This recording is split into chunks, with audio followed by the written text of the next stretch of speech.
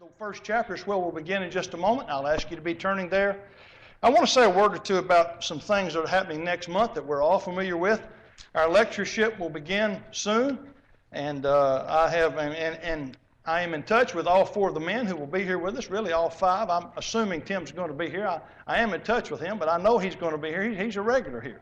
And the other four men who are coming are all excited about that. I was with Russ last week one afternoon. He was preaching in Athens, and I got to hear him one night over there, and he's excited about coming, as are the other men. The only one that I think this crowd doesn't know as well is Roger Schaus. I don't think Roger has been here.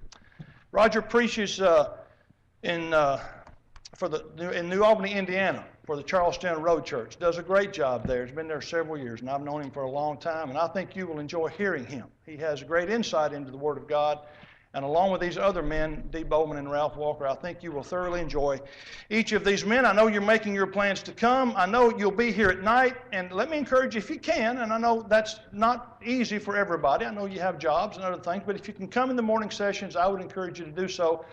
These lessons, I believe, will be very good. They'll be powerful. That's the point of the theme. That's our theme, a powerful message for today. And so I think these men have given us some things to think about in reference to the lessons that they're going to preach, and I think that you will gain a great deal, as will I, as we come together to hear them.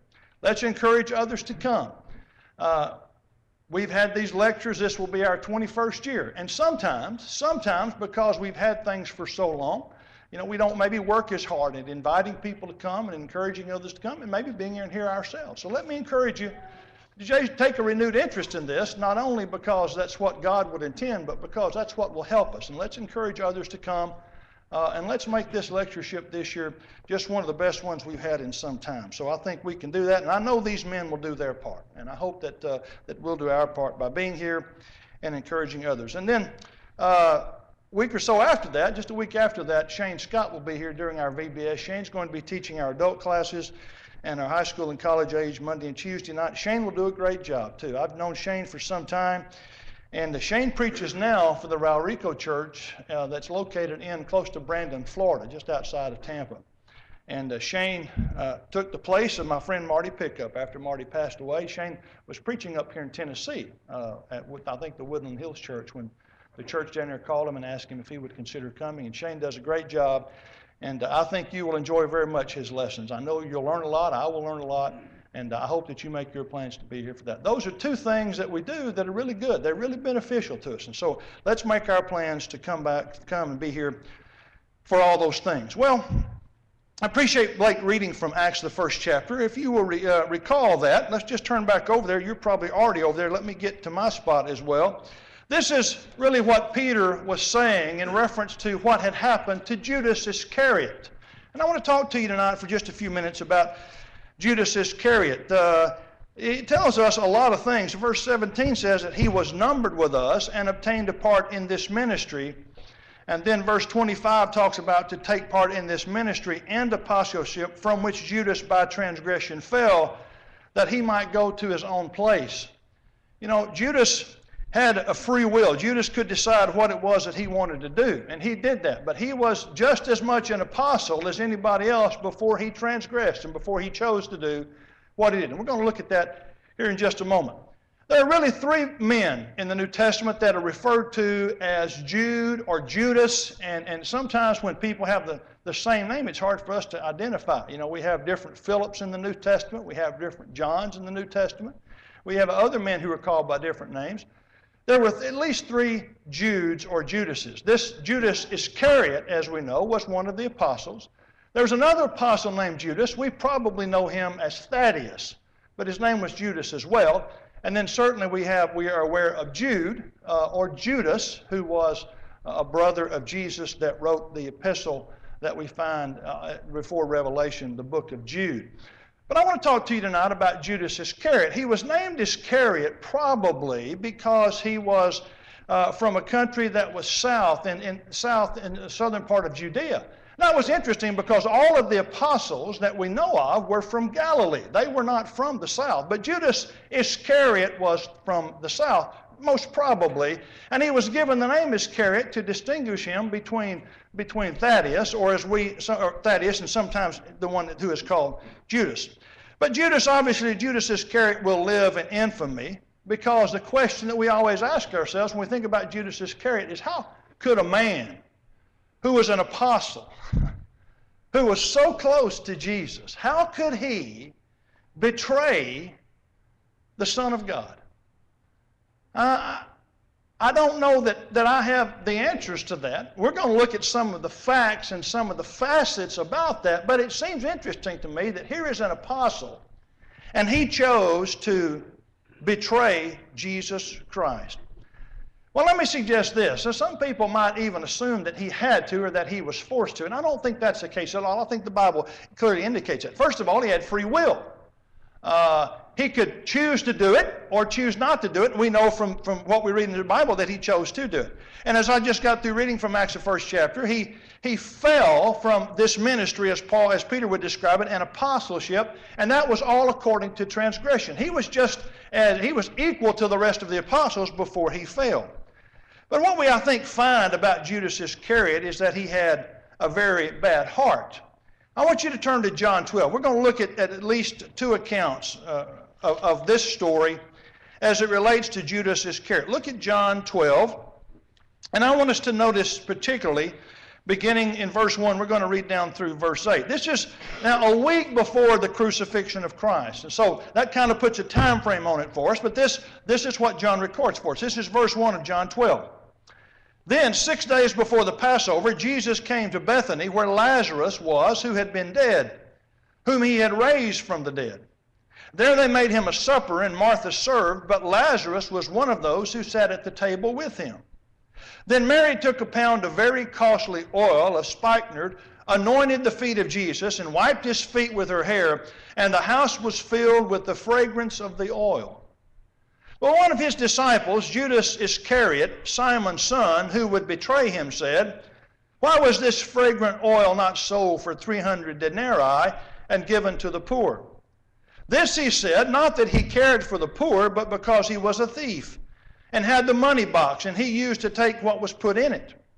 But Jesus said, "Let her alone. She has kept this for the day of my burial. For the poor you have with you always, but me you do not have always." John tells us that Judas was a thief. He had learned to covet money. In Luke the 8th chapter, the first 3 verses of Luke 8 tell us that Jesus and the apostles were supported for the work which they did. We don't know everything about that, but there were obviously people, according to Luke 8, 1 through 3, who helped support the apostles in their work. And Judas Iscariot was entrusted to keep what I would call the common purse. This was the money that was distributed or that was given to help these particular needs. And the text tells us that John stole from it. Judas Iscariot had a hard time with money. Money gets a lot of people. Money affects a lot of people. It affects people differently. Some people are just covetous. Some people will do anything they can to better themselves financially. And some people just can't control themselves when it comes to money. And evidently, Judas Iscariot was one of those people. It's not uncommon for us to read in the paper or to see online about people who have embezzled money, who have taken money. You know, since I've been here, I've been amazed at the number of PTAs who have lost money because the treasurer has taken money out of the PTA fund. That's just kind of phenomenal to me. You know, here's money for kids and for teachers and all this. And typically they get somebody, I would think, that's has a large amount of integrity, and you can trust them. And all of a sudden, just the ability and the wherewithal to say, you know, I have access to this money, and I'm in control of this money, many times is too much for people to bear. It's not just in PTAs. I'm not trying to dog PTAs. I like them, as a matter of fact. But I'm just saying a lot of times people have trouble with that. And so we don't find it hard to believe that somebody like Judas Iscariot, who was in charge of keeping the common purse, would have difficulty with that. Now let's go back to the story in John 12. Mary had anointed Jesus' feet with expensive oil. I think that the text tells us pretty much that. And Judas denounced that anointing, and he basically called the anointing a waste. He said, here's a woman who has saved, and she's using this money to anoint the feet of Jesus. And Jesus is going to tell Judas, don't say anything to her. She's done this for a good reason. But Judas says, we could have sold this for 300 denarii. That was a common wage for a laborer who worked 1 full year. A man could, as a common laborer, could work 1 full year, and that's about the amount of money that he would make. And Judas says, we could have taken this ointment, we could have sold it, and we could have gathered this amount of money, and you notice what it says? Well, did he say? He says, we could have given it to the poor. And to that, we would look at it and we would say, yeah, right, Judas. That's what you had in mind the whole time. Because in those next few verses, verse 6 tells us that Judas' motivation was not charity. It was not going to be charity, but yet it was covetousness. Now notice this about it as well. Jesus rebukes Judas, and he says, you need to leave Mary alone. Mary's doing this for a good reason. Notice this too. The rebuke probably happened when others were present. Go back to John the 12th chapter, and I want you to think about this. Now, a few weeks ago, I preached a lesson on Lazarus. And I know all of you remember that. I know if I asked you that, you'd say, absolutely remember every point that you made about that lesson. But that was in John the 11th chapter. So when you get to John 12, look at verse 9. Now, a great many of the Jews knew that he was there, okay? And they came not for Jesus' sake only, but that they might also see Lazarus, whom he had raised from the dead. Now, this is probably not the right term, but I think you'll get the point. Lazarus, my guess, would have been a rock star. I mean, Lazarus been raised from the dead. He's back home. He's just doing what he always did. He's with Mary and Martha, and people wanted to see him. Not only do you have Lazarus there, but who else do you have? You got the man that raised him from the dead. You got Jesus and you have Lazarus. You got both of them right there. And this passage tells us that people were interested in seeing both of them. Verse 10, but the chief priests plotted to put Lazarus to death also. See, these Jews, they're still after trying to dismiss the evidence. Well, Lazarus has been raised. We kill him. There are going to be people who haven't seen him, then they wouldn't believe in him. So there's a lot going on here, seems to me. They wanted to kill him, verse 11 says, because on account of him, many of the Jews went away and believed in Jesus. That's exactly what they wanted to happen. They didn't want that to happen, but that's obviously what Jesus wanted to happen. So a lot of things going on here, but there was a great crowd. Now, let me have you turn over to the account that's found in Matthew 26. Look in Matthew 26. There's a lot about this story that to me seems very interesting. Look in Matthew 26, beginning in verse 15. Then one of the 12, called Judas Iscariot, went to the chief priest and said, what are you willing to give me if I deliver him to you? And they counted out to him 30 pieces of silver. So from that time he sought opportunity to betray him. I want you to think about this. They didn't go to him. They didn't go to him and say, hey, Judas, how about for 30 pieces of silver? How about you betraying Jesus? That is not what happened at all. Judas went to them. Judas went to them and said, what's it worth to you if I betray Jesus? And so they agreed to the price of the betrayal. And the price of the betrayal, as you know, was 30 pieces of silver. According to Exodus, I think it's either 31 or 21. According to that, 30 pieces of silver was the price to be paid for a wounded slave. Now think about that. Not for a slave that could do all the work that you wanted him to do, but a slave who was wounded. That's the price that was given as a betrayal price for Judas to betray Christ. Judas would receive those 30 pieces of silver. That was also prophesied, as you know, in Zechariah the 11th chapter, that that's what he would be betrayed for. Turn over to Luke 22. We're looking at several different accounts of this and what each of these gospel writers would say. We're not going to look at everything that's said about him, but I think it's interesting to notice how these writers state all of these things. Luke 22, beginning in verse 1, tells us this. Now the feast of the unleavened bread drew near, which is called Passover. And the chief priests and the scribes sought how they might kill him, for they feared the people. Then Satan entered Judas, surnamed Iscariot, who was numbered among the 12. So he went his way and conferred with the chief priests and captains how he might betray him to them. And they were glad and agreed to give him money. So he promised and sought opportunity to betray him to them in the absence of the multitude. Now here's a little bit more about the fact that Judas went to them. This passage tells us that Satan entered Judas. Again, I don't know everything about that.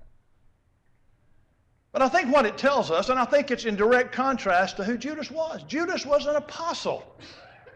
He was someone who had seen the Christ. He was someone who had talked to Jesus. He had been with Jesus.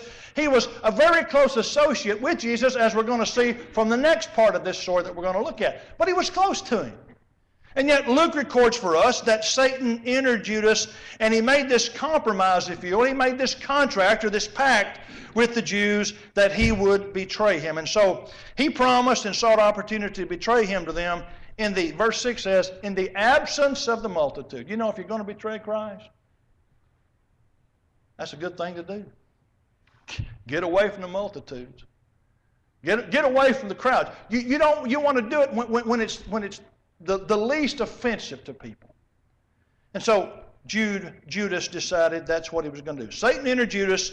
Judas planned the betrayal and then sought the opportunity in the absence of the multitude. Now, somebody says, well, what did Jesus know? How much of this did Jesus know? Well, how much do you think he knew? Been prophesied. Been prophesied that he would be betrayed. I think Jesus knew what was going on. But one of the things I want you to see, if you would be turning to John 13, I want you to look at even toward the end of Judas's life, and I don't know at this time if he thought his life was going to be short-lived or not. I doubt that he did, but of course that's going to change, as we're going to see in just a moment. But Judas was a man who, even though he was set to betray Christ, I want you to see an attitude of heart which I think Christ had. We're going to go to an event that we commonly call the Last Supper. Jesus makes a final appeal to Judas. This sequence was while eating the Passover in the upper room. And I think this sequence, as we see, is very, very telling.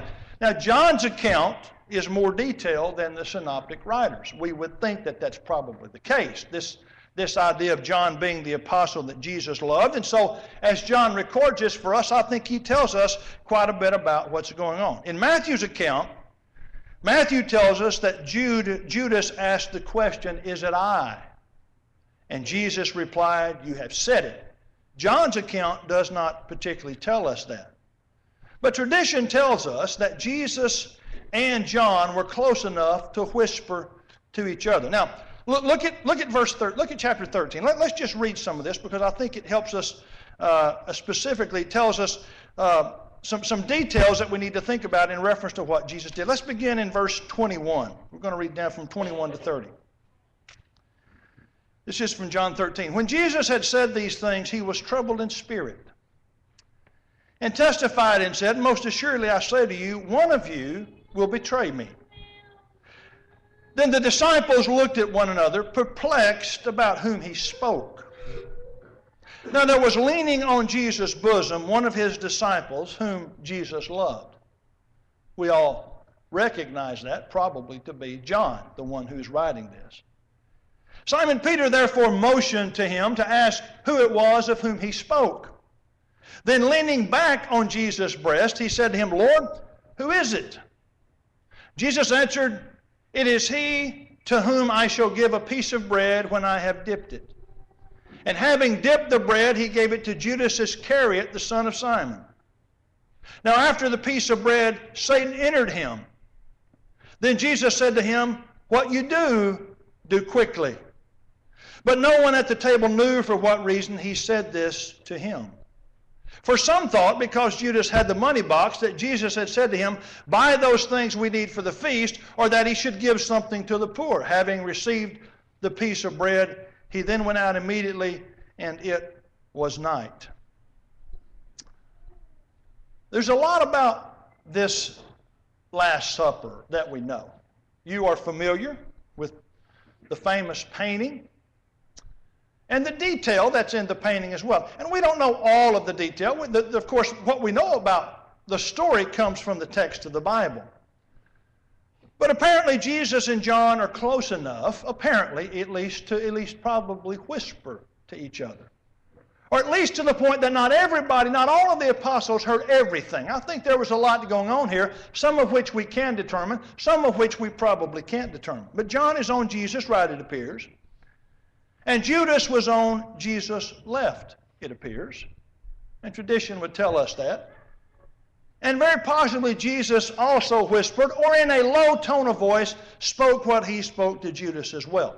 And it seems to me, and maybe this is too much speculation, but it seems to me in my reading of the different texts that Jesus was even at this point trying to help Judas understand that what you're doing is something you shouldn't do. But once Satan had entered into his heart, and once Jesus knew that, Jesus said to him, whatever you're going to do, then you go do. So I think that even up to this point, it was Jesus who understood, this is something, if I can help him overcome this, I want to do that. But even Jesus knew that when Satan entered into the picture, that this was not going to happen this way. Not the way Jesus wanted it, not the way it should have happened, but it was going to happen the way that Judas wanted it to happen. Well, if I ask you what then happened to Judas, everybody in here could tell me. Matthew 27 is where I'm going to read from next. Verse 1 of Matthew 27 says, when morning came, all the chief priests and elders of the people plotted against Jesus to put him to death. And when they had bound him, they led him away and delivered him to Pontius Pilate, the governor. And verse 3 says, then Judas, his betrayer, seeing that he had been condemned, referring to Jesus, was remorseful, and brought back the 30 pieces of silver to the chief priests and elders, saying, I have sinned by betraying innocent blood. And they said, what is that to us? You see to it. Then he threw down the pieces of silver in the temple and departed and went and hanged himself. But the chief priest took the silver pieces and said, it is not lawful to put them into the treasury because they are the price of blood. And they consulted together and bought with them the potter's field to bury strangers in, and therefore that field has been called the field of blood to this day. Then was fulfilled what was spoken by Jeremiah the prophet, saying, and they took the 30 pieces of silver, the value of him who was priced, whom they of the children of Israel priced, and gave them for the potter's field as the Lord directed me. Judas was remorseful.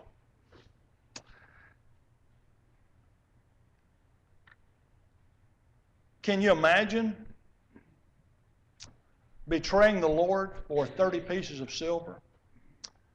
And then once Jesus is condemned, you realize what you've done. Nobody else in the history of the world did what Judas did. Now, Peter denied him. That was bad enough. Peter denied him 3 times, and the Lord had told Peter, before this day's over, you're going to deny me 3 times. And that was the case. The text tells us in several places that all the disciples did that. It wasn't just Peter. But Judas was the one who betrayed him. Judas was the one who planted the kiss that told the authorities, this is the one you're after. Can you imagine that? And when Jesus had been condemned, the text tells us that Judas was remorseful, and he went out and hanged himself. And not to get too specific about what happened, but what's recorded in Acts 1 and other places tells us that it must have been horrific. But he went and killed himself. There was no way he felt like he could overcome it. It would have been hard to overcome what he did, but he could have. I just want you to think about something. If Judas had not went out and hanged himself, if he had not gone out and hung himself, what kind of witness could he have been for Christ?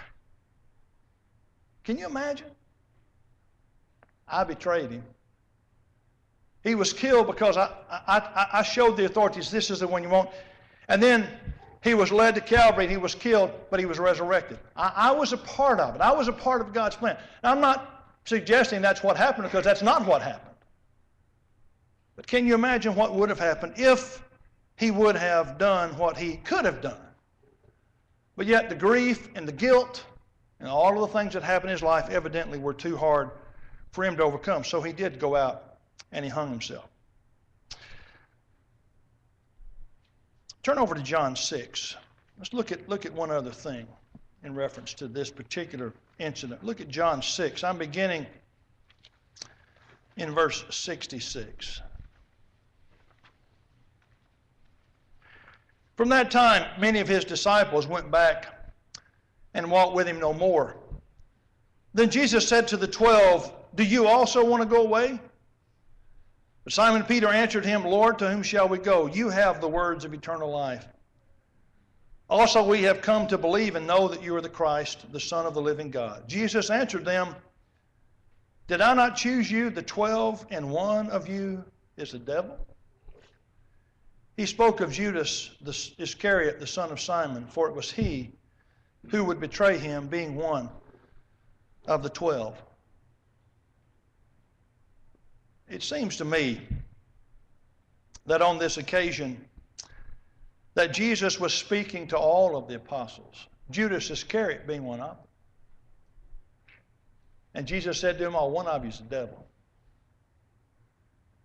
I don't know the sequence that took place. I can't get any more into Judas Iscariot's mind than what the text and the writers of the Gospels tell us. But can you imagine Judas seeing what the Son of God had done, and I believe believing who the Son of God was, believing that he was the Son of God, and yet going forth and carrying through with Jesus himself calling him the devil. One of you is the devil. And I believe Judas knew exactly who he was talking about. I believe at the Passover, as they were sitting there, and I believe, and it may have been that everybody heard what Jesus said, but if they didn't hear everything that Jesus said, if it was only Judas who heard what Jesus said, or those just in that very close to him on his right and on his left, if it was only one, can you imagine how Judas felt about that? And so Judas betrayed the Son of God. Judas, an apostle. Judas Iscariot, an apostle, betrayed the Son of God. Now, let me just close with this question. If an apostle would betray the Son of God, how easy would it be for us? What is it that you would betray Jesus for? Is there a price of betrayal that you would say, you know, if this could happen to me, or if that could happen to me, or if I got this, or if this was if I could be guaranteed this would be my circumstance, would you betray Jesus? Here's an apostle that was equal to all of the apostles who betrayed him for a wage that would have been what it would have cost to obtain a wounded slave, and yet, for whatever the reason, that's what he did. I failed to mention this point, and let me go back and make this point. It may have been that when Jesus spoke to, this was the point that I intended to make, and I didn't, I apologize, that when Jesus had spoken to Judas about getting on to Mary for using her oil to anoint his feet, the point that I was going to make about so many people being there was, that may have offended Judas. That may have been the point at which Judas said, well, you've said this about me, and I've been trying to take care of you, and it may be because there were so many there. I don't know this to be the case. This is pure speculation. But it may be, and I've heard it stated, and some people have written that it may be that because of what happened on that occasion, Judas rather set his mind to go and betray Jesus at that occasion. I don't know. But if that's the case, what it shows me is, it doesn't take much for people to betray the Son of God. And what it tells me also is it doesn't take much for us, if we're not careful, to betray the Son of God. You know, loyalty and faithfulness And all of those things are things that he expects of us just like he did his apostles. The fortunate thing about it for us is when we live our lives in such a way that it may say to Jesus that we are betraying you. We don't think of you like we ought to. He always says to us, you can come back. I think he would have done that for Judas. I mean, Judas could have been saved. Judas allowed the circumstances to just overtake him, and he did something that I'm very confident that he regretted. But the fortunate thing for us is when we betray Christ, when we do things that bring shame upon his name and upon others who are a part of his name, and I will tell you, when you think of your life and when you think about disappointing Christ, you need to think about something else too. You need to think about disappointing everybody else who's a part of his body. It's not just about disappointing Christ. It's about disappointing others who share a common faith. When you and I don't do what we ought to do, when we sin, when we disappoint, when we in essence betray Christ, it not only affects Christ, but it affects each of us. There is a magnitude to the problem that I'm not sure Judas ever really understood. He couldn't handle it. He couldn't handle what he had done. And may I say to all of us, when we choose to betray Christ, many times, for whatever it is we do it for, I hope and pray that God gives us the opportunity to make that right. And I'm asking you tonight, there may be something in your life which you say, you know, I don't know that I betrayed Christ like Judas betrayed Christ, but it may be that you've given up something or you've taken on something that you know betrays Christ. It's a pretty easy lesson. Okay? Judas Iscariot's not a man that we want to be like. And I think hopefully we've pointed out some reasons why we don't want to be like that. But always know that Jesus wants you back. If you betray him, he wants you back. He doesn't want you to live that way. He wants you to be understanding of who he is and what he wants and how merciful he can be. And so, just as we sing this song tonight, just evaluate yourself. That's what I'm asking. I think it's important for us all. You know, I think sometimes when we get ready to sing an invitation song, we think, well, this is for somebody who's never obeyed the gospel. I think that's part of it. But may I say that how often does that happen? I'm not suggesting that that's a bad thing. That'd be a great thing if there's somebody here. But I'll tell you what, don't allow invitation song to become second nature to you where you just say, well, maybe somebody will come forward tonight. Use it for what it's intended for. Use it to evaluate yourself. It's not just about some alien sinner. This is about us evaluating ourselves to see whether we would be people who would betray our Lord and Master. Help us to be committed to not doing that. But if you have a spiritual need tonight, I pray that you'll come as we stand and as we sing.